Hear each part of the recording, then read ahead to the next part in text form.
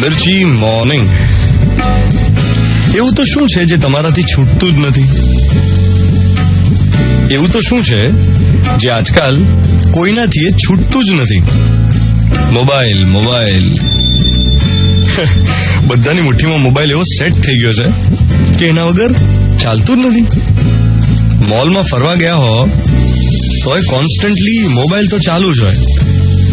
Picture જોવા ગયા હો વીકેન્ડમાં તોય થોડી વારે મોબાઈલ ચેક કર્યા કરવાનો. ચાલુ પિક્ચર ગેમ રમનારા મેં જોયા છે.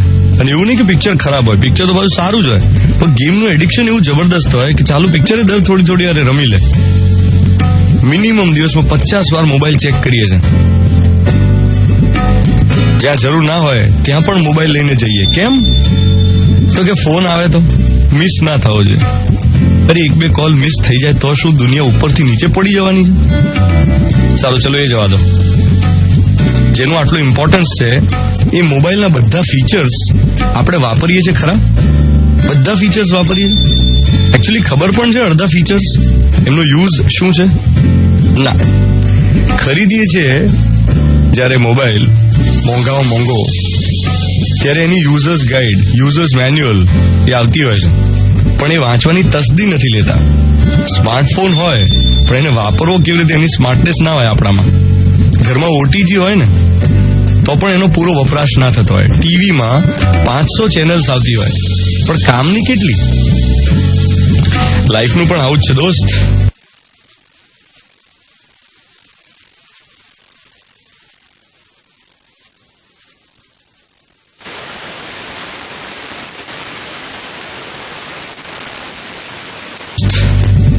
આપણને કેટલું બધું મળ્યું છે જિંદગીમાં, પણ આપણે એ તરફ ધ્યાન જ નથી આપતા.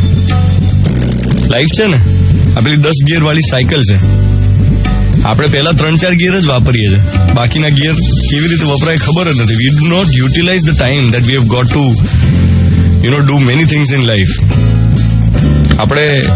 આપણને મળેલો સમય પૂરેપૂરી રીતે વાપરતા જ નથી. આપણે તો ઝઘડવામાં, એકબીજાને નીચા દેખાડવામાં, કોકને પાડી દેવામાં, કોઈની સાથે સરખામણી કરીને દુઃખી થવામાં લાઈફ વેસ્ટ કરી દઈએ છે.